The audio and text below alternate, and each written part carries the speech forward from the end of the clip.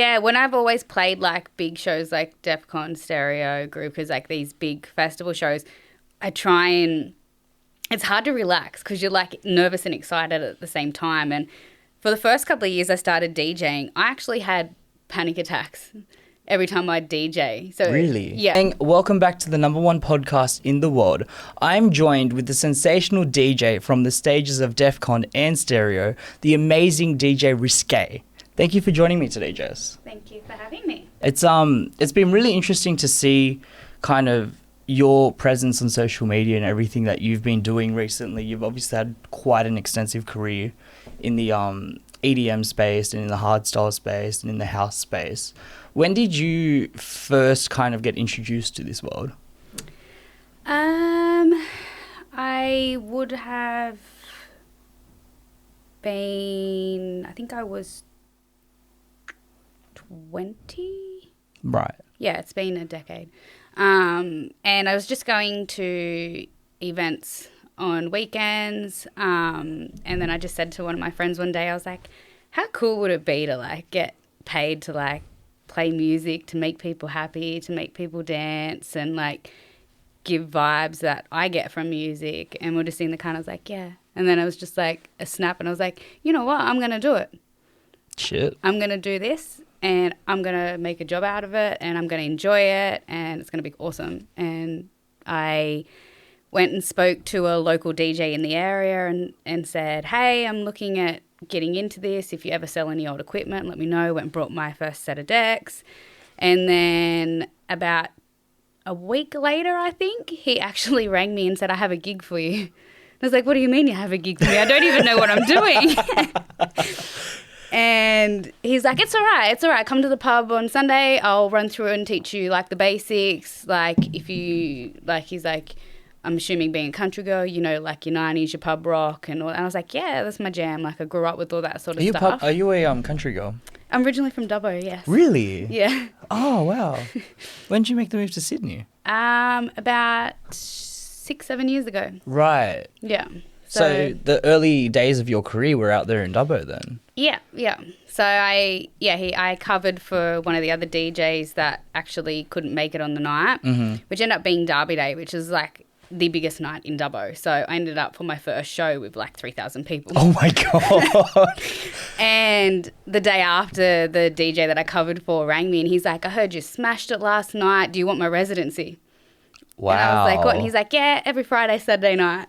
So within 2 weeks of deciding to be a DJ, I had a residency every weekend. Holy shit. That is wild. Yeah, so I learnt over the first year and a bit how to like really read a crowd. I didn't know how to mix still. And then I decided to do Sydney DJ school and drove down to Sydney. It was actually like a couple of week course, but I said to him, look, I'm from Dubbo. Can you do like a 2-day course for me?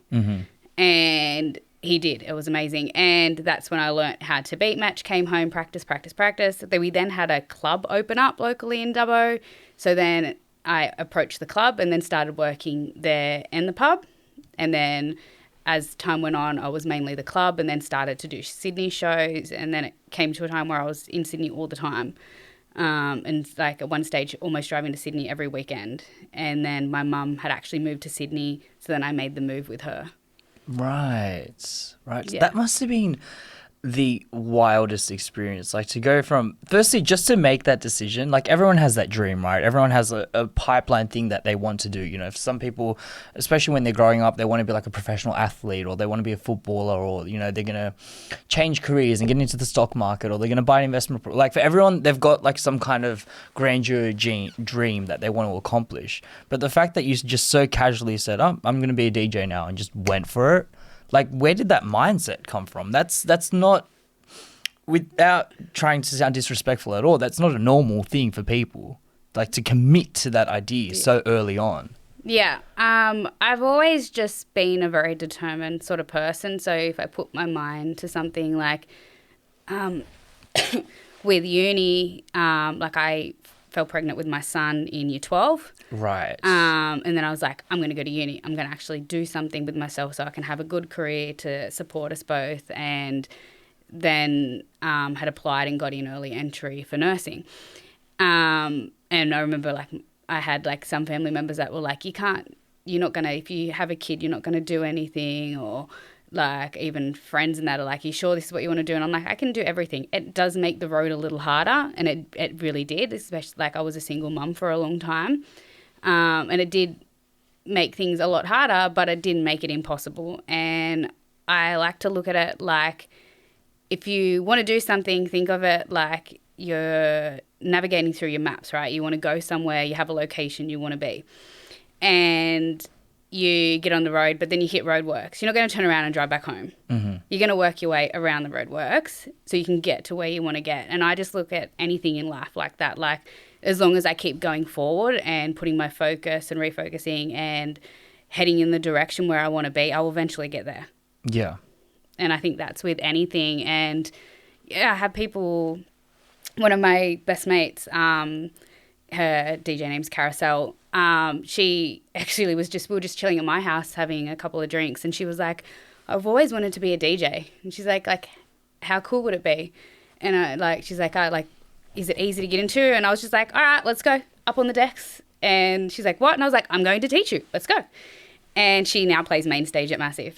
That's crazy. So, and it's only been like a year. And I just said to her, like, you just got to do it. Yeah. You just got to do it.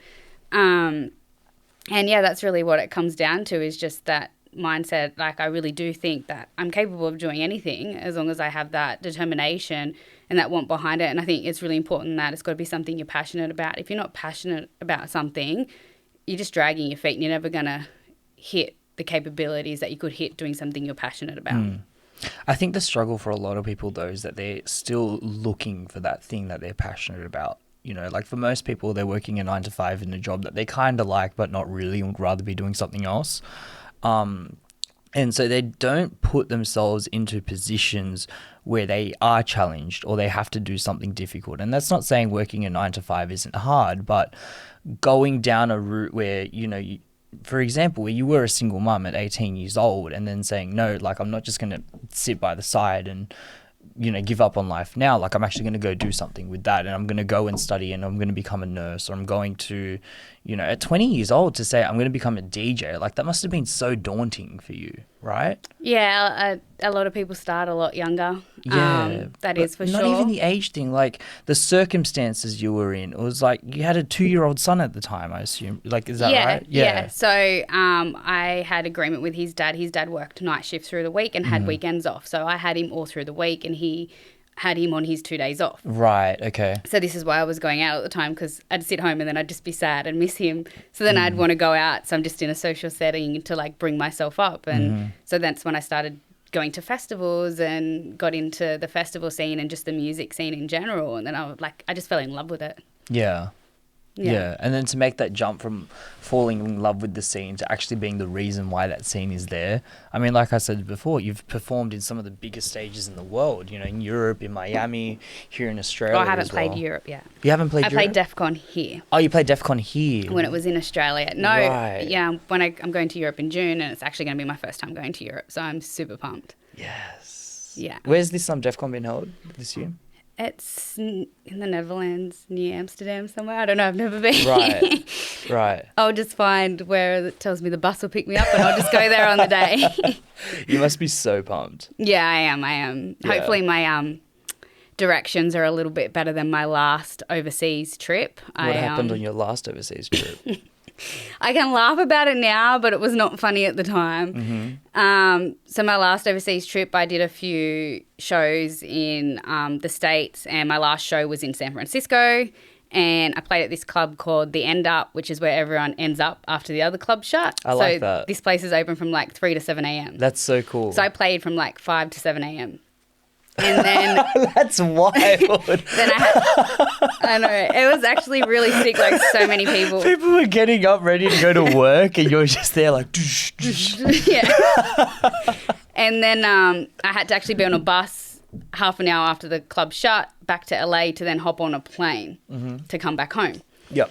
And I got on the bus. We stopped halfway between San Fran and LA at this service station in the middle of nowhere. And they're like, oh, we're going to have a 10-minute break here, hop out, blah, blah, blah. So I hopped out, went to the toilet, got some food. I didn't realise I'd gone in one end and come out the other end of the shop. And all the buses looked the same. They all had the same logos. I'm from the same company. Anyway, at the time I had bright pink hair and I'm waiting and like the bus is like not boarding again yet. And I'm like, God. And then like half an hour passed and I was like, is it time to get on the bus? And then they started boarding and I sat down and this lady's like, I'm sorry, you're in my seat.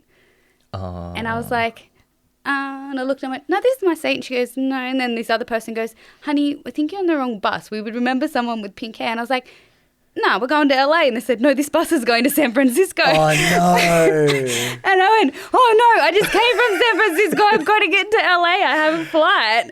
And my other bag was actually on the other bus, which had already left 20 minutes before. No. So I was like almost in tears and I was like, oh, my God, like I'm from Australia. I've got to get to LA. And she's like, look, let me sort something out. They ended up getting me on another bus that was going to LA. So luckily I had a friend in LA. So he had to go to my original bus stop and get my bag off the bus because I rang the bus company and they're like, oh, it'll go to missing lost property and you can pick it up in 48 hours. I was like, I won't even be in the country in 48 hours. Yeah. So they let me like send him screenshots and he picked up my bag and then had to pick me up from another place like an hour later. You've got a good friend. Yeah. Oh my God. He saved my life. I got to the airport like just before I had to be there. So it was cutting it very close and like I can laugh about it now, but at the time it was not funny. Yeah. Like I was worried I was going to miss my flight back home. Yeah, of course. And that just adds so much stress and tension to the process of traveling, which is already like intense enough as it is. Yeah. So I'm hoping my directions are a little bit better for Europe. But considering a lot of the signs are probably not going to be in English, that's going to make it even fun. Are you going with anyone or are you going by yourself? Yeah, I'm going with my partner. So okay, cool. Yeah, hopefully he's been to Europe a few times, so hopefully he can show me the ropes. Yeah, it's traveling overseas is very tricky. I remember this one time I went to Russia for the World Cup in 2018. I wouldn't go there now. Tricky, right? I don't know if tourism in Russia is very popular. Yeah, not at the moment. Not definitely. At the moment. But anyways, in 2018, I went to Russia for the World Cup, and I was following like my parents' country, so Uruguay. Yeah. Which is my background. And I was following their team and they were doing really well and whatever. And I only got tickets for like 4 games or whatever. So after the 4 games had finished, I was kind of like, all right, like I'm done with Russia now. Like I'll go somewhere else. And I went to Greece or somewhere or whatever. Turns out Uruguay ended up having a really good run and made it to like, I think it was either the quarterfinals or the semifinals. They were doing really well. I was like, damn, like if Uruguay wins the World Cup and I'm like a country away from going, I will torture myself for the rest of my life. So I ended up booking a flight, like a last minute flight to get from Greece, which is where I was at, over back to Russia. And then from Russia, I had to get a train to the city that the game was in. Because Russia's a very big country, right? It's huge. Yeah. It's huge. So a 12-hour flight will move you like that much on the map. So everything had to fall in place very perfectly, and it just didn't. Like my flight just got delayed, and everything became super chaotic. I ended up getting to Russia 12 hours later than I had to, and there was no flights, there's no trains, there's no buses that were going to take me where I needed to go. So I literally just jumped on Google Translate, wrote up a sign that said like, take me to this city, I'll pay you cash, and just held it out front of the bus, in front of the airport terminal like that. Did someone pick you up? Yeah, a random Russian guy picked me up and we had a 6-hour drive together and it was brilliant. Yeah, that's cool. Yeah, and so it's just like... So stories like that's what makes life. 100%. 100%. It's living in that spontaneity and not what's happening next. It like keeps you very alive. And you don't get that in many avenues unless you're doing something grand, like you're traveling or if you're performing live on stage. Like that's why like people like yourself are so compelling to me, because it's like you just are so prepared to take risks. Yeah, you grow outside your comfort zone. Mm-hmm. Do you think you developed that over time, or do you think that was something that was innate in you? Like I said, I've always had that determination. I did struggle a lot when I was younger with mental health, which started when I was about 14 from a sexual assault. Really? And so I struggled quite a lot with mental health, and I found that music was, for me, the best therapy. I obviously had psychologists and stuff like that, but I found music was always what brought me back. It was always there for me. But it's only really been probably the last about 4 years ago, I had a really, really tough time, and within 6 months I lost my nan and lost my auntie to suicide, and I lost my partner who couldn't cope because I was struggling. And I just woke up one day and I was like, you know what, I'm not going to feel like this anymore. I'm not going to do this anymore. I like, this isn't who I'm going to be. I'm not going to be a victim to myself anymore. And I don't know, I just started looking into self-help stuff and got into a lot of like mindset coaches. Such as? Like Tony Robbins, Rob Dial is another one of my favourites. Mm-hmm. He's a leggy.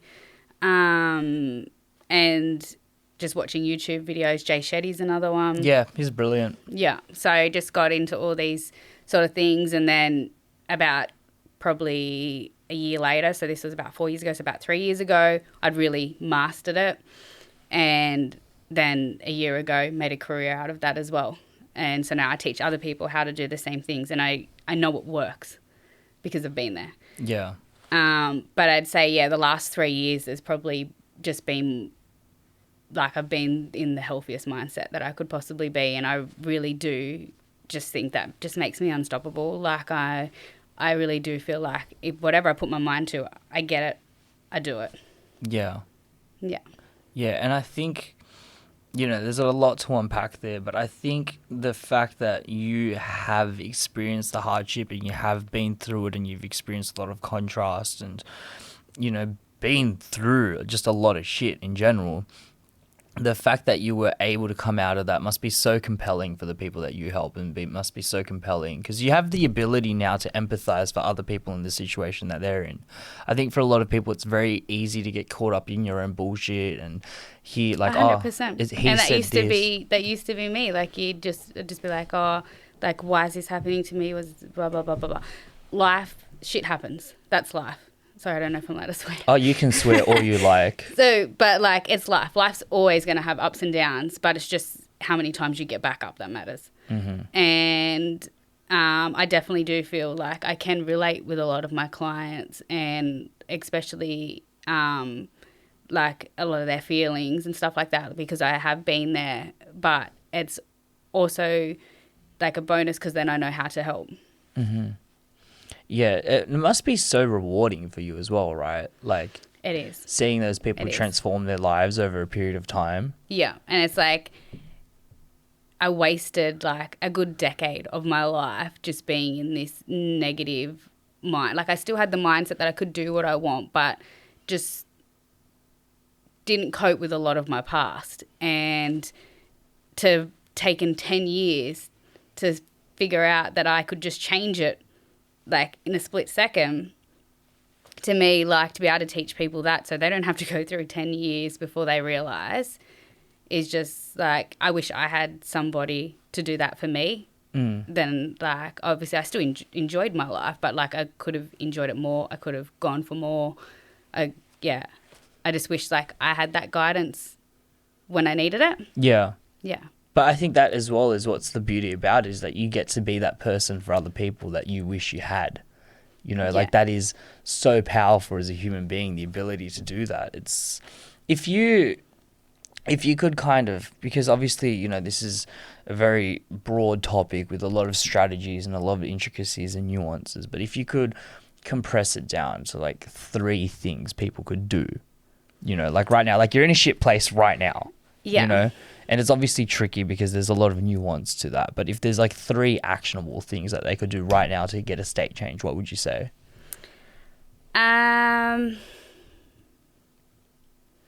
Affirmations is a really good one. Positive self-talk. So something like it's a ridiculous amount, like 20,000 something words we tell ourselves every day.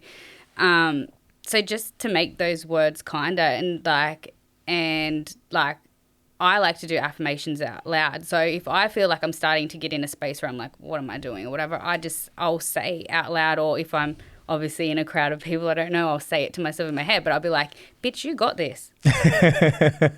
That's my favorite thing to tell myself. Yeah. And like, I do it all the time because I'm like, I know I've got this, but sometimes I've just got to remind myself. And just things like if you're feeling like you're not worthless, by telling yourself, looking in the mirror, saying, I'm worthy. Like, so we have the ability, we have neuroplasticity, which is the ability to rewire your brain. We all have that ability. It doesn't matter how old you are. It is easier when you're younger. Things like reading increases it and stuff like that. There's many things that factor in on it.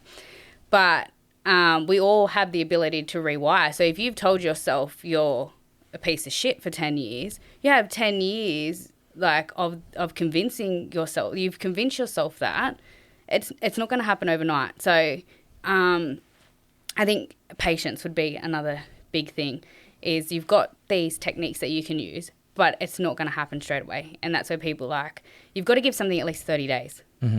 A habit takes 6 weeks to form. So if you do something for 1 week, it's still going to be draining. It takes 6 weeks till it becomes automatic. But when something becomes automatic, then it becomes second nature. So like you think about, you go to the toilet, you wash your hands, you flush the toilet after you wash your hands. They're habits. Like they're habits that like pile onto each other. So you add something into your routine and do it long enough, you won't notice it's even a habit. Well, I think driving would be a solid example as well. Yeah, most people don't think when they're driving. Yeah, and if you're driving to somewhere you drive to all the time, most people don't even remember driving there because you're on autopilot. Yeah. Yeah. Yeah. So yeah, affirmations, patience. Trying to think. Reflection. So whether it's through journaling, meditation, I love sleep hypnosis. It really talks to my subconscious brain where I'm sleeping and does all the hard work while I snooze away. Because meditation it reduces stress, it improves circulation in your body, it improves clarity and focus. I don't know many successful people that don't meditate. Yeah, and this it makes physiological changes to your brain. Like it increases the amount of grey matter, which is a crazy thing to do. Just the thought of sitting down quietly and just breathing and focusing has the ability to literally change the way your brain is formulated. And you can expand that into aspects like law of attraction and the extended laws of the universe that are out there. It really just, it's amazing to think what a simple thing can do. Like the things you were saying before, the ability to reflect and be internal, the ability to be patient, all those skills, they're disciplines. They're disciplines. Yeah, self-discipline is the best type of self-care. Absolutely. I think what you see in a lot of successful people, and we're talking like the peak performers now, is they have a very strict, regimented ritual every single morning, every single night. The things you were talking about before, the affirmations, the way they talk to themselves, the way like they might have their goals hung up on a mirror and that they're looking at it all the time. I have a vision board. You have a vision board? And just that desire to keep rocking up and to keep going and keep pushing forward and keep... Failure only exists if you give up. Exactly. It took Thomas Edison, I think it's 800 attempts of the light bulb. And would you consider that he failed? He didn't. He just learned 800 ways how not to do it. And it's the most important invention in modern history, right? 100%. We wouldn't have podcasts if it wasn't for the light bulb. Could you imagine? We wouldn't really be able to do anything, like especially at night time. We'd all have to just lay in bed because you wouldn't be able to walk anywhere. Honestly, though, you wouldn't be able to drive. Like it's crazy the amount of influence. You wouldn't have DJ sets. Yeah. You wouldn't be able to perform in front of tens of thousands of people. Imagine trying to go to a nightclub in the dark. Like, oops, sorry. Just be like bumper cars. It's like, who's performing tonight? I have no idea. No idea. How would you even see the decks? No, you wouldn't. What's this song? This random song? I don't know. I brought it during the day. So we might scale it back to your performing career. So you were living in Dubbo. You kind of hit the ground running straight off the bat. I mean, your first performance, 3,000 people, that is nuts. Yeah. That is nuts. You're one of the very lucky. Very, very blessed, of course. But, I mean, then you put in the groundwork. You took the risks. You went to Sydney to, you know, learn the fundamentals to the skill. And then you decided eventually to move to Sydney to kind of establish a new life here. When did you really start seeing the momentum pick up for you, where DJ Risque was just seen everywhere? So I competed in a DJ competition called Your Shot in Sydney in 2015. I actually took 3 months off work to train for this. Wow. I was DJing about 10 hours a day. I did multiple small comps around Sydney to just play out my set, to watch people's reactions, to work out what I wanted to change. So a lot of it's like just reading the crowd then. Yeah. Right. Yeah. I think in that way then, this might be a bit of a stretch, but DJing is very similar to comedy in that sense, because comedy in a way is you read the crowd's reaction, you tell a joke, and did it land or not? How hard did they laugh? Was it authentic? I think it's the same with any sort of profession in the entertainment industry, because our job is to serve people. Our job is to entertain people. Maybe live entertainment. Yeah. I would say something like even podcasting or, you know, but even movies. Movies are made for people. They're made for people, yes, but some of them are flops. A lot of them are flops. And on top of that, like, it's not like the actors are reading the audience's reaction to every single scene. But you think, like, when an actor becomes big, they get more money and bigger movies because they know that's who the people want to see. Yes, but it's not like the movie is being molded by public opinion. Unless it's something crazy, you know, like where Alec Baldwin shot someone, so they're like, okay, like the movie's over. Or the Sonic one as well. I don't know if you heard much about that. No. They put out the trailer to like Sonic the movie, and everyone just shit on it all over the internet, and so they literally had to go back and change the whole thing. Anyway, so yeah, I think DJing in that sense is very interesting because your craft is built about live feedback from the audience. That's a really cool thing. Yeah, and that's where a lot of newcomers do fail. You do get some DJs that are like, they have like their style of music they like, and they just want to like bang out like something you'd play at 1 a.m. on an opening set. And that's the quickest way to lose the opportunity of getting another show at that venue. So it's really about playing to the crowd, creating that mood. So if you're an opening DJ, you want to play the lighter stuff. You want to just set the mood, because then it's going to build up through the night. And you want people peaking at like midnight to 2 a.m. Yeah. And then depending on where you play, you'll either bring it down, or places like Masif, they'll have like hardcore acts at the end. So they'll just constantly build up through the night. Yeah. You don't want to play everyone's favourite song in the first 10 minutes of... Exactly. And you don't want to play any other DJ songs, which I have accidentally done once. Really? Yeah. And he actually come up and he's like, what are you? And I was like, oh my God, I'm so sorry. I forgot that. Like, he was actually playing, I think he was actually playing after me too. I felt so bad, and I kept apologising the whole night. And I was like, I felt like the biggest douche. Yeah. So that's a big... It was unintentional though. Yeah. I'm sure but it's a big no-no. It's one of the sins of the DJ world. Yeah, it's a big no-no. And I like to always get to my sets like an hour before, so I don't play anything the DJ before me's played. You'll get quite a lot of DJs that will like run into the venue 5 minutes before their set, but then they'll play like the same songs you've played. Yeah. So I like to always get to a show early, so I can just like vibe out and make sure that I don't play the same song they played 5 minutes ago. Yeah, they would probably be my biggest tips. Yeah, but DJing wise.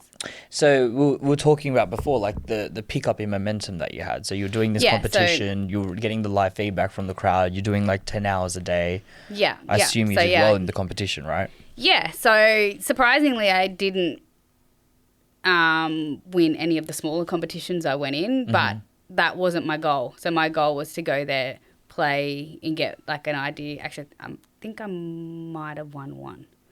But anyway, I went around and did these competitions to feel the vibe. And then at the time was when trap was actually starting to become very popular. And I played electro house. And I was like, right, how can I make my set appeal to those that like trap rather than electro house in case I get put up in the finals against a trap DJ. And I was like, you know what? I'm going to make this a set that's going to be diverse. I'm going to have like a shitload of classics. I'm going to have like really fast mixing, a cappella overlays. I had like 26 tracks in 25 minutes. Wow. And it paid off. And the funny thing is, though, in the finals, I actually ended up in the finals with a friend who we were actually playing together at my house like 2 weeks before. And I was like, how funny would it be if we both end up in the finals? And we actually, ended up in the finals together. So that was pretty cool as well. But, yeah, so from there, you win a show at Stereo. So that's how I came to play at Stereosonic. And then they fly you overseas to a festival. So I got the Groove Cruise in Miami. Any house heads out there, highly recommend it. Like, it was a very good experience. It's also, the average age is actually around 35. So it's a lot of old school rave. There is still young people, but there's a lot of old school ravers, and it's a very good plur environment. Plur environment. Yeah, so plur it's a ravers thing, but it means peace, love, unity, respect. So when you see people have all the plur bangles and they do like candy swaps, it's all plur. So it's, very old school raver sort of thing, which I see a lot of it in the hardstyle scene, which I love as well. Yeah. But yeah, so then I played on this ship, that the festival went for 4 days. I got to play 2 sets and we stopped over in Jamaica for a day. How did you find it performing on a cruise? That would have been interesting, right? It was actually really cool. Yeah. So one of the sets was on one of the main stages, and that was unreal. I had like a packed out dance floor, and then the other set was in the casino, which I did like a housey set, but to like play inside like a casino on a cruise, like it was really cool. Yeah. Yeah, and then from there I got picked up to play at the one in LA as well. So in the same year I went back to the States and played in the one from LA, and we stopped over in Cabo in Mexico. So that was... Oh, wow. Yeah, so we partied there for a day. It's really cheap there. I've always wanted to party in Cabo. It looks amazing. Oh, it was really, really good. You know what it really is? fun. There's no rules in Mexico. Oh, yeah. There's no rules. You get offered a lot of stuff on the beach. I bet. But even like... Okay, so if you're from Sydney and you're listening to this, you would understand that Sydney's laws around partying are very tight. You would know that better than anyone. There's lockout laws, there's secchies everywhere. Like it's a very controlled environment. Usually by 2:00 everything's shut up and done, unless you're going to one of like the more intense clubs where they'll kick on to 4, 5, 6 in the morning. It does exist, but it's not common. Yeah, so I did get the chance to experience King's Cross before the lockouts. I really appreciate that, and it's really hard for the generation coming up. Like, it's hard to explain to them like how good it was. Like, I remember the first time I ever went. I went from like Candies to Trademark to Soho to the Tunnel, and went to like 5 different nightclubs, and then left Soho at 7:00 in the morning. Yeah, I'm like, oh, it's bright outside. My eyes hurt. But Candies was the first nightclub I ever went to. So that was actually one of my goals, to play at Candies. And unfortunately, well, Candies is still with us, but it's a different venue now. So it's not the same Candies. But I was lucky enough for about at least half a decade to have a residency at Candies. So yeah, it was the first nightclub I went to. Sorry, excuse my ignorance, but does residency just mean that like you're regular DJ? Right, okay. Yeah. So I'm a resident at Masif. Okay, gotcha. Yeah. And High Voltage is another one that I'm resident at. But yeah, so I did the Miami, and then I think it was like maybe a month or two after was the Defqon comp, which I made the finals for. But unfortunately, I didn't win. But then the following year... Was that a similar tone to the previous competition you had done? Or? No, it was actually the first time I'd ever played hardstyle. I'd only just recently had got into hardstyle and went to a few hardstyle festivals, and then just decided to enter the Defqon You're just comp. like, fuck it. And it was actually the first time I ever played a hardstyle set, and the finals were main stage massive. So I had like a few thousand people for my first ever hardstyle set. And kind of just like your first DJ set back in Dubbo, right? Yeah. And then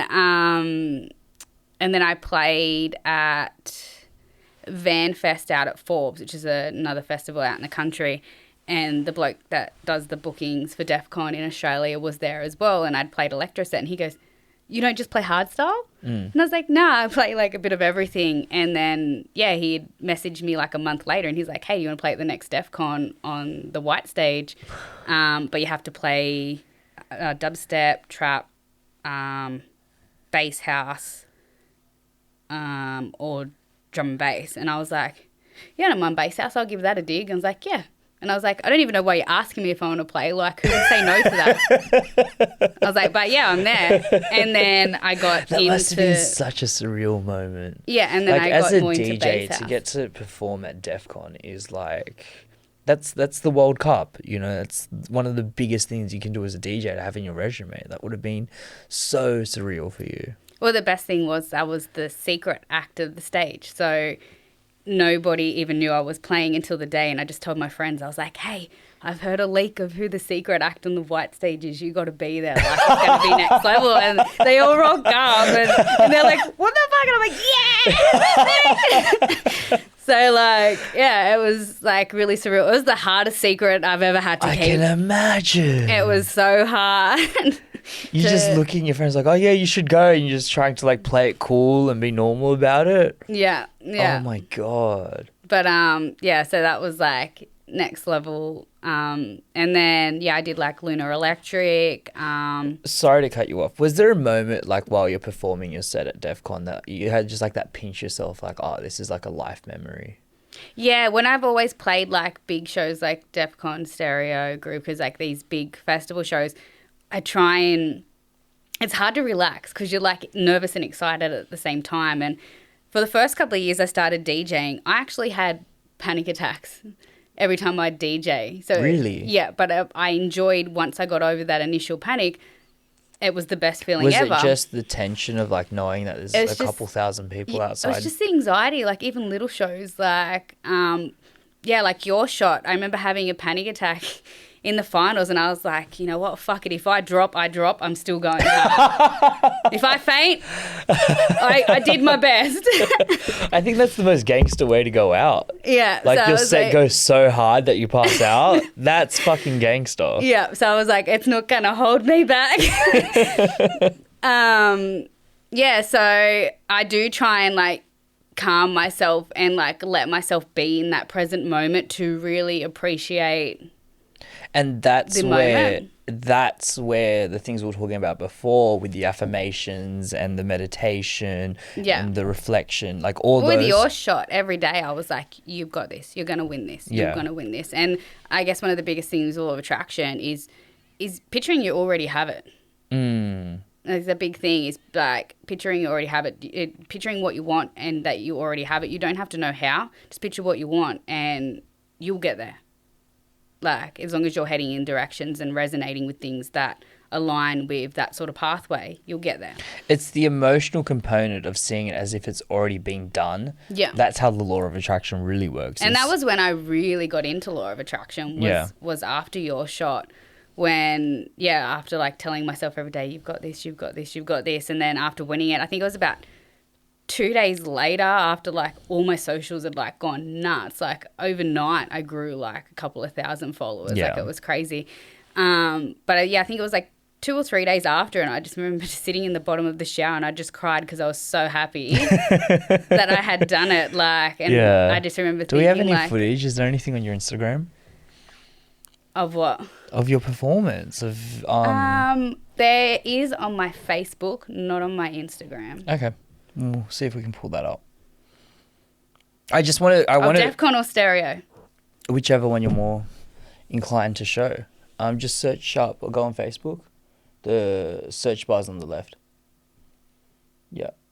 How would we find you? Risque. Risque. RISQUE. And if you're still listening right now, make sure to go follow on Instagram, TikTok, Facebook, SoundCloud. SoundCloud's the big one, right? SoundCloud, where they can find your music. So while he pulls that up... So you might want to go to videos, otherwise you're going to be scrolling for a while, since that was about 8 years ago. There's I just think a lot of videos. I bet. I just think that having such a huge moment in your career. The one with the big thing that looks like the big eyeball. I always think it looks like a big vagina, which suits the Risque name, but that's Defqon. This is Defqon. No, so that's at Parks. That's in the country on Elvis Festival. So if you go up. Up, soon? Yeah, so... See, one more up one. in the middle. Yeah, so that was Defqon. Let's see this. Holy shit. Can we get some volume, please?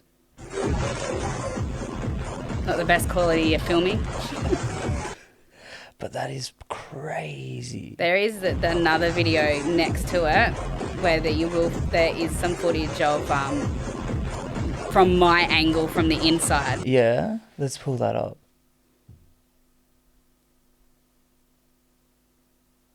I just think being the driver of such... Thanks.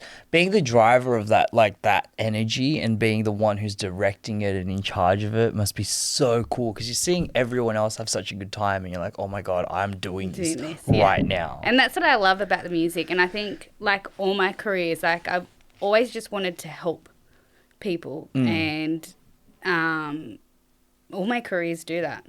My nursing helps people. Obviously, I'm taking care of them, helping for successful surgeries. Yeah. My DJing, I help people through music. Like, I think music is the biggest form of therapy. Well, for me, I think it's the biggest form of therapy there is. Yeah. It's a drug. Yeah. I don't think I can actually pull my sleeve up. I actually have a Defqon symbol. Really? Tattoo. Because that's what it is to me. Like, music is my drug. I don't do any illicit drugs. I don't have anything against anybody that does. It just enhances the euphoria of the situation. Yeah. But for me, the music does that enough. Right. Yeah. It is an interesting topic, though, because, you know, obviously the style of music that you're in is very synonymous with MDMA and CAPS and LSD and cocaine. And I know in Sydney in particular, because internationally, kind of like in places like Cabo and Netherlands and lots of part of Eastern Europe, like it's very broadly accepted, right? Yeah. You know, they have facilities where there's testing available, and, you know, you can make sure that you get like legitimate drugs to make sure that when you're at the rave, like, sure, you're going to be doing something that is, some would argue, irresponsible, but you can do it in a safe way. Yeah. And I definitely am all for things like pill testing and stuff like that, 100%. Because I think that's the real concern with what's going on in Sydney right now, is that over the last couple of years, there's a real push to get Sydney on board with drug testing in particular. Yeah. You know, and... because they're going to take it no matter what. Like, you got kids... Oh, sorry, I've got my band stuck up here. It's cutting off my circulation. So you've got kids overdosing at birthday parties or just house parties or just at home by themselves. Like, drug overdoses are happening everywhere. And I remember actually writing a comment because I was so cranky when Defqon got cancelled, and I cried for a couple of days because I was like, it was my happy place, like my favourite place to be once a year. And I remember actually writing a comment on her post when she announced that it was never happening again when she did that. And she's like, never, ever, blah, blah, blah. This is Gladys, right? Yeah. And I just like had a vent on Facebook, and I was like, how can you like get rid of something that you don't understand? Like, and I was like, people drink drive, people do drugs and drive and have accidents and kill other people, but we don't ban everybody from driving. At the end of the day, people that are going to these festivals are over 18. They're responsible for their own lives.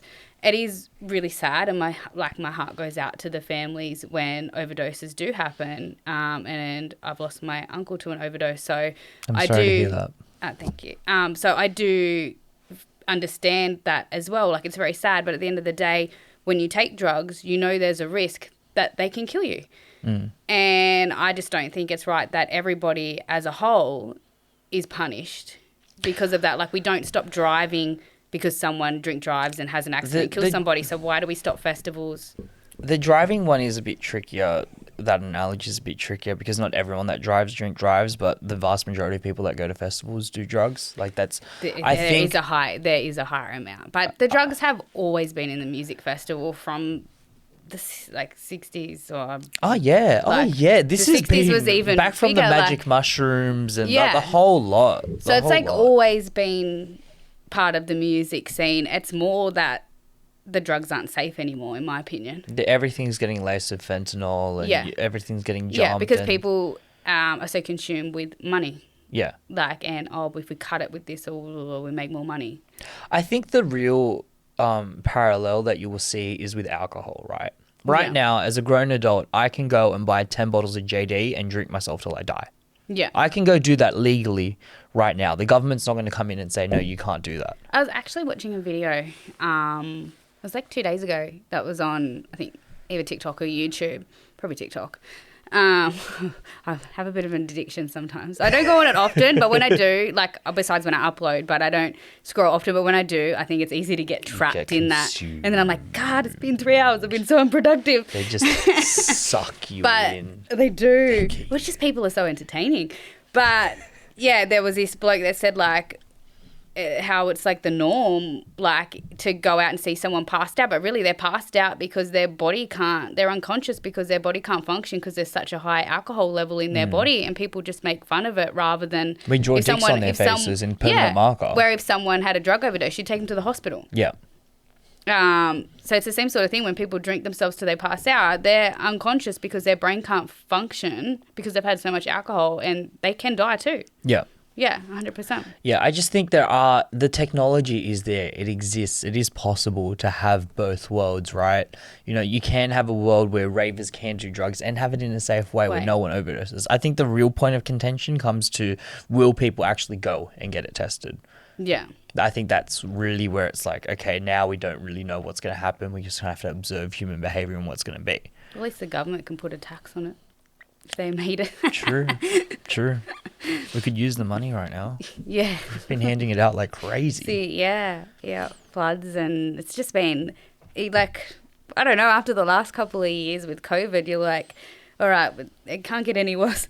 But no, now we've got possible World War III. Yeah, nuclear and floods threats and floods. Yeah, like, it's just like, what is going on? But I don't really watch the news because I feel like the news isn't always accurate. Definitely. Most of the time is not accurate. But also they concentrate on creating fear and negativity, and I always end up in tears every time I watch the news because I just can't comprehend.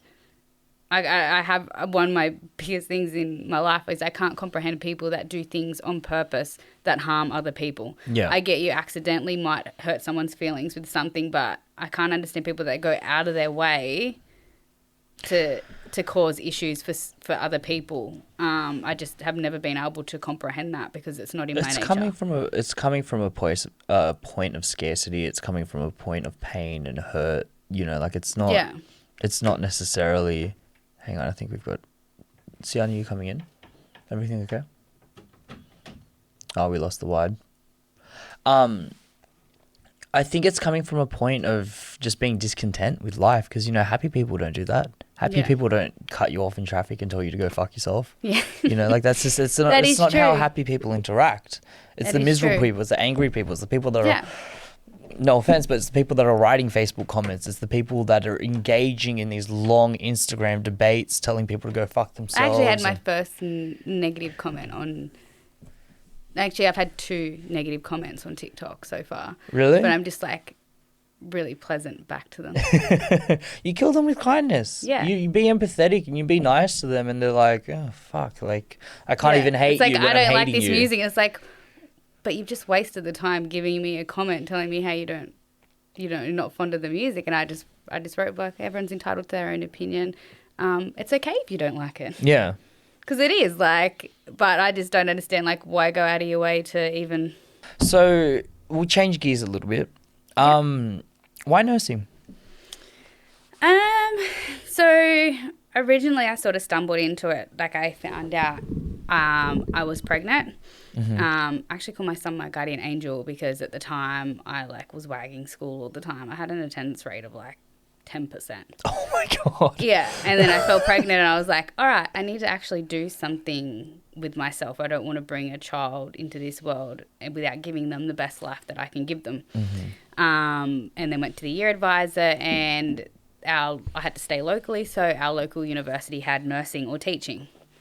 I love kids. I wouldn't like to Is deal that with just a whole because- room of kids. all Is the that time. just because out there that's the jobs that are required and that's like what's high in demand?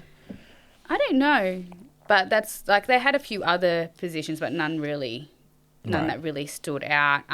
They've actually got their first lot of doctors going through there at the moment. One of them's my little sister. Oh, wow. So she, has got into medicine. So, I'm very proud of her. You must And then my be. other sister's almost a qualified teacher. Mm-hmm. Then my other little brother and sister are just sort of figuring out what they're doing. They're still Yeah. only teenagers. But, so I ended up choosing nursing and then I fell in love with it. And then I actually wanted to get into mental health nursing. Mm-hmm. And there was only one position going in the hospital I was in and unfortunately I didn't get it. And then I ended up getting my placement in theatres. And then I fell in love with theatres. Now, that is, for people who aren't aware, theatre nursing is practically being there on the operating table and watching the whole procedure and making sure that everything's above board and helping with the recuperation, scalpel, knife, like that whole ordeal. Yeah, so I'm a scrub scout. So, so you scrub, you're the one that's gowned up with the surgeon, passing the scalpel, passing the scissors, the sutures, whatever they need. And if you're a scout, you're the runner. So you're not sterile. So, but I will, if I'm scouting, say they're like, oh, we need more sponges, I'll run, get more sponges and open them up, open them up with the scrub who will grab them out so they're sterile. So I work very close with, it's like the scrub scout work together. So I'm in the operating room assisting with the actual surgeries. How do you have the stomach for that? And I ask that from a point of envy because I see a broken finger and I almost pass out. I have fainted once. Really? From a squirting artery in the ear. And I was like, I don't feel so good. I woke up with the manager. Oh. That was a long, long time ago though. But it's still occasionally, something might make me a little bit queasy. But I'll just look away. And they're like, scalpel, I'm hand in the container. Or like if I start feeling like I'm feeling a little bit flustered, I'll be like, can you grab me a stool? What and you can happens sit if down? you faint? Nothing really. Like I usually you let somebody know. So the time when I did faint, But surely someone would notice. I let them You're know on that the I was floor. gonna faint, and Oh, they okay. grabbed me. I didn't hit my head or anything. So, Okay. but if someone had hit their head, we'd obviously send them to hospital to get scans, like a actual emergency. But yeah, no, because someone caught me in that, it was just that, they gave me some juice, told me to have a break and get some sugar into me, and I was good to go again. Right. Okay. Yeah. Yeah. I think especially as a student nurse or something, someone who's very new into the game or, doesn't really know if they can deal with being a theatre nurse or not, or, just trying to figure out which area of nursing they want to fall into. That's a very confronting thing to do, to go from nothing to, okay, we're in an operating room now.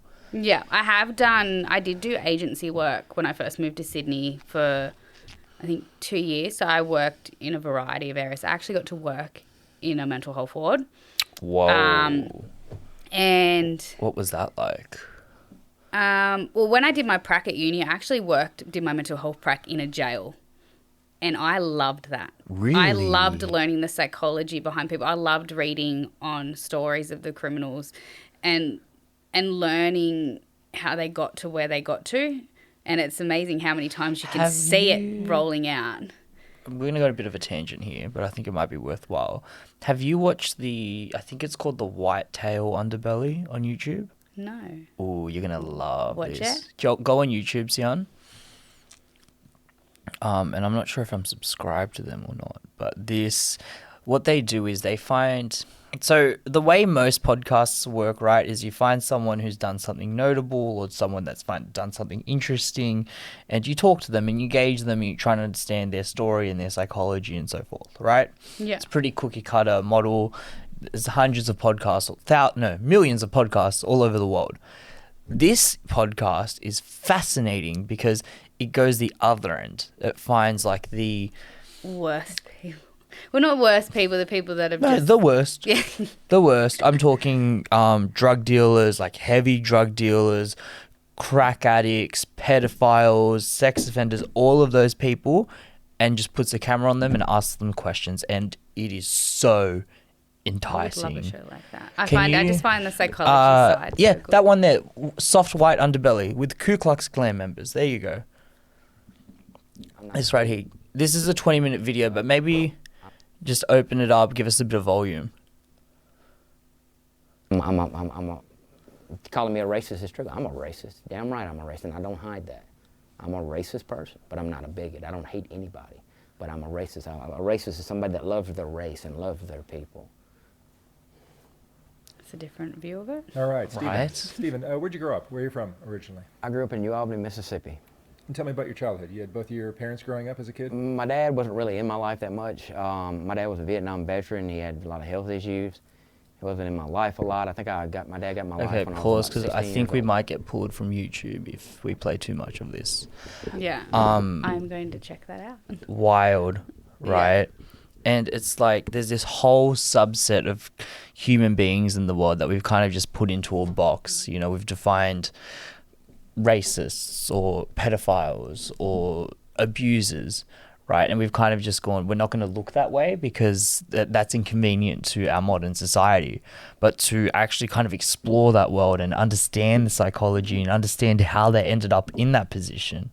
You know, I'm very much of a firm believer that we're a byproduct of all our experiences and all the external influences that play into us. So like our childhood, where we grew up, you know, the people that we were exposed to at a very young age. And I think there is a combination of experiences that leads to something like that, where you end up in the Ku Klux Klan. You know, what do you do if your parents are Ku Klux Klan members, right? Yeah, 100%. I definitely think, like, you're only...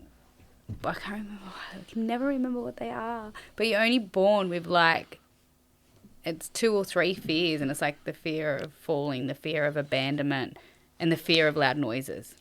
Right. So they're the only fears that you're born with. Everything else is programmed into us. Right. Yeah. So, like, 100%, like, your experiences, people's opinions, like, it all feeds in. The media that you're propagated in from a young age is a huge one. 100%. Listen, like, even look at the video clips. Like, I remember the first video clip where I'm like, oh, that's a little bit naughty, was Don't Ya by the Pussycat Dolls. Right. Like, I remember that being the first, like, really, like, sexual video clip. And now look at the stuff Cardi B puts out. Oh, yeah. Like, and Nicki Minaj, like, Anaconda, like. It's softcore porn. Yeah. Yeah. Yeah. Like, and you're just like, whoa, like, and it's just, like, sex, violence, like all that sort of stuff has just increased. I think, like, not so much that it's not always been around, it's just put forward a lot more. And it's like sometimes like they're trying to corrupt. Yeah, I mean, look, they would argue that it's not their younger people aren't their audience and aren't their demographic, but let's be realistic here. Like, kids have got 6 hours a day to scroll through TikTok. The odds of them finding your video clip are very high. Yeah. You know, and I don't know, it's a tricky one, because do you just push it, like we were talking about before with the Ku Klux Klan members and the pedophiles, do you just push it all to the side and pretend it doesn't exist to protect their sanctity as kids, or do you expose them to that at a young age and say, hey, this is the real world, this is what we deal with? You know, it's a very... Yeah, it's very hard to try and, like, obviously, like I said, I've had, like, a lot of drug and alcohol, mental health issues in my family, and I've tried to shield my son from a lot of that. But I tell you what, like, it's hard to shield them from it completely. Like, but yeah, he doesn't know the way they die, and that he knows that they're gone, but he knows that they had drug problems because it's come up in other family conversations and stuff like that. But I think it's very important to try and shield, and I've always drilled into him, like, to be kind to people. I remember I don't like letting him watch the news either, because he's very, very sensitive. And I remember when the big shooting happened in New Zealand. The church one? Yeah, and then the one that the one that filmed it was it at a mosque? I think Yeah, it was a he mosque, live streamed it. Yeah. So I remember watching the news, and I didn't realize that my son was actually behind me, and then I heard him and turned around. He was bawling his eyes out. And he said, Mum, I don't understand, like, whatever color skin you have or whatever religion, we're all humans and we all matter and we just should love each other. And like, and I just remember thinking, I'm so proud of you. You've got such a good little heart. And that's just been my main focus is I let him know the dangers of the world, and especially as he gets older, going into high school, teaching him about internet safety is a big one, because there's shitloads of pedophiles, there's shitloads of rapists and child trafficking, and there is all this stuff that exists out there. But yeah, I think it's that fine line of like just trickling it out at certain ages and teaching them, but you don't want them to be oblivious that these things don't exist. I think that's but you the don't want them worst to be possible. run by fear. Of course, but it's the worst possible situation is where they have no idea. Yeah. Where they have no idea that any of this stuff exists, and then one day there's just a big wake-up call. There's a big reality check. Yeah. You know, I think it's really tricky because I think the people with really rough childhoods actually generally turn out to be the most interesting people I know. You know, like people that haven't had the easiest path to success, such as yourself. You know, you obviously went through a lot of shit growing up, and you had family members come in and out, and you had, obviously we're put in a position where you were having a child at 18 years old. You know, that's not an easy thing for everyone to go through. But I think those elements and the fact that you're able to persevere through that and push into, you know, performing in front of tens of thousands of people internationally and still be extremely humble and grounded is what makes you so interesting. So it's tricky because you don't want kids to have to go through that, but you still want them to be a character, have character and have the ability to persevere. And I think for, I don't know, I'm not a parent. I'm a 22-year-old moron, you know, so there's no, I'm not here to give anyone parenting advice, but from what I've observed in my own experience, because I came from a fairly comfortable background, I find that in sport in particular, it seems to be the best proxy to conflict. So sport will teach you how to win. Sport will teach you how to lose. Sport will teach you what happens when you get injured. You know, whether it's soccer or whether it's rugby or whether it's MMA. Like MMA is the big one. You want to build character in your kid. MMA will break you down to your very core and show you ain't shit. You got work to do. Yeah. Well, my son actually, from when he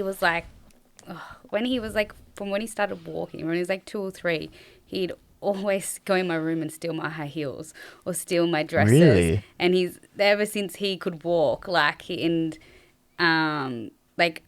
wanted to play Barbie dolls, didn't want to play trucks. And I'm like, you just do what you want to do. Mm-hmm. And he actually came out last year that he was gay.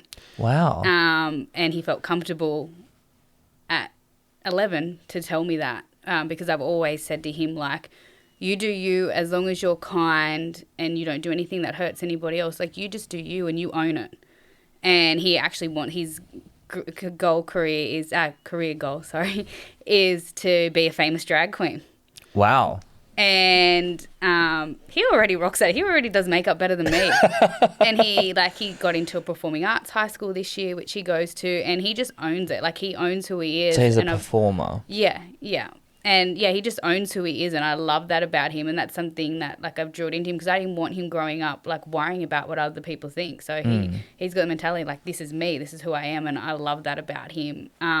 So for me, it was more my biggest thing was to drill in that confidence at a young age, to drill in that there's a lot more to life than just textbook smart. He isn't too bad at grades, but I don't drill it into him you have to study all the time. You have to have these grades, otherwise you're in trouble. Blah blah. People are very different. I learned very young with when he was very young that he was a very creative kid, and I knew that he would go into some sort of avenue. He also loves drawing, and my partner's a graphic designer, so he's already learnt all the graphic design programs because he just wanted to learn them one day. Is he looking for a job? But he can use the programs and makes little animations now, so he does a lot of drawing, and then he got into the performing arts school for drama. He does dancing, and then he has this whole other world of drag, and like I said, he does makeup better than I do these days.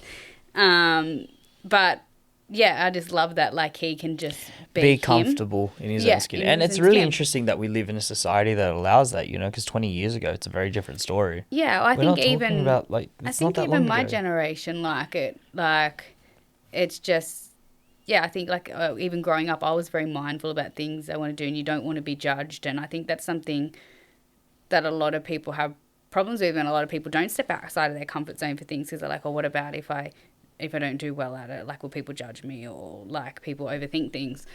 And I think, just like owning who you are is like such a big thing. Yeah. Yeah. And he's got that down to a T already. For his birthday this year, I actually got him a video of Cameo from his favourite drag queen. Really? Saying happy birthday to him and giving him drag tips and that. And he bawled his eyes out. He's like, this is the best present ever. And like a couple of my friends were like, that's really cool that you're so cool with it. Like, it doesn't bother you. I'm like, no, like if he's happy, I'm happy. Can I ask you a personal question? And if this doesn't make the cut, it doesn't make the cut. It's fine. Yeah. But do you have any concerns in the future if it does start becoming things like hormone replacement therapy or like longer term chemical changes to the biology? Or do you think it's just going to... Because, you know, right now it's drag, but it could evolve into... Yeah, so I actually have had that conversation with him. Mm-hmm. I'm like, do you just like boys? Or like I said, I know you dress like drag. Do you want to be a girl? I've had that conversation with him. He's like, nah, I like being a boy. I just like dressing as a girl. Okay. But like he's so confident in who he is. Like at his old school, he started his own LGBT club, and he had like 8 members in the school. That's awesome. Yeah, that is so cool. So that's like balls. Yeah, that's balls. So he actually went around and like found out who like had those sort of feelings and like brought them into his club. That's beautiful. You must be so proud. Yeah, I am. Yeah, I love that. Like, yeah, he just owns it. Like, but you get people all the time like a lot of people don't understand it still, and like I don't know. Like I'm happy to talk about it because I'm not ashamed of it. Like I'm proud that he is already so confident and so has so much clarity in where he wants to go in life. And I tell him all the time, I'm like, well, you can do it. Yeah. And I think because I've drilled that into him that he can really do anything he wants, that he's already got that mentality, like, this is what I'm doing, this is what I'm going to be. I think people often have a misconstrued understanding of that community because there's portions of Instagram and TikTok are very much dedicated to making them look like idiots or making them look stupid, you know? And of course, in any community, you're going to find extremists on either end. And, you know, there's a lot of hot button topics in those LGBTQ plus communities about things like pronouns or about things like, you know, teaching children from a young age. I know that's very big in the States right now, like the Don't Say Gay bill. You know, that's like a very big thing. And, you know, whenever you go into these political conversations, especially something that is so sensitive for a lot of people in the LGBTQ plus community, you're going to find conflict. You're going to find... necessarily with anything though. Yeah, it is. That's true. But I just think the general conception of what that community actually is and what that represents is completely off. Yeah. Completely off. Some of the sweetest, kindest, nicest people I met just happened to be gay. But I don't think it was they were gay that made them... That, I think it was just... They are nice people. I've got quite a lot of gay friends, and I remember actually speaking to one of them a couple of years back. It probably would have been about 3-4 years ago, and I was like, hey, I'm pretty like I've always thought Coda was gay, but I'm pretty sure he is, but he just doesn't know it yet. Yeah. And I remember saying to him, I was like, when did you know? And he's like, how old is he? And he was like, like 8 or something at the time. He goes, I knew by then. Right. And I was like, okay. Like I said, like, and he's like, what sort of stuff's he into? I was like, well, he's asked for a mermaid tail and a sewing machine for Christmas. And he goes, oh, yeah. I've got a hunch. But, so he's always, like, it just got to a point, like, I think when I was younger, I was a bit arrogant and, like, he'd try and, like, push, like, oh, well, you played the cards instead. And then I just was like, what am I doing? Let him do what he wants to do. Like, at the end of the day, it doesn't bother me at all. Like, I just like want him to be happy, and that's the main thing for me. Beautiful. Very well Even said. though he's very extra. I love it. Yeah. Like, even when he came out to me, the way he's done, he's like, guess what? And he's like, I'm G-A-Y. And I'm like, yeah, I already knew. And he goes, oh, you don't care? And I'm like, no, it doesn't bother me. He's like, oh, I thought you'd be cranky. I was like, why would it be cranky? And he's like, I don't know. And I was like, dude, I already knew. Listen, we're going to wrap up. Yeah. Where have you got any shows coming up anytime soon that people might want to know about? I've got Massive next weekend, and then Give us dates because this will come out on the Tuesday, so it gets a bit confusing. I'd have to look up dates. Saturday? What's next Friday? Next Friday. We're looking at the 1st of April. 1st of April, yeah. April Fools. Yeah, so 1st of April, I'm at Massive. Nice. And then the following weekend on the 9th, the Saturday, I'm at High Voltage. Beautiful. So they're the two I've got coming up so far. Instagram, Facebook, TikTok. Let them know where to find you. Yeah, so Instagram is DJ_Risque. I think SoundCloud's Risque and in brackets Oz. Is that right? Yep, Risque in brackets Oz. Facebook's just Risque. And TikTok, I think, is DJ_Risque. Beautiful. I will leave all the links in the description regardless. Thank you for coming on. Thank It's you been so a much for pleasure to having have me. you. And best of luck. I hope you enjoy, the Netherlands and having fun over I there. will. Yes. Thank you, everybody, for watching. Much It's love. been a pleasure. Thank you very much, guys. That's it.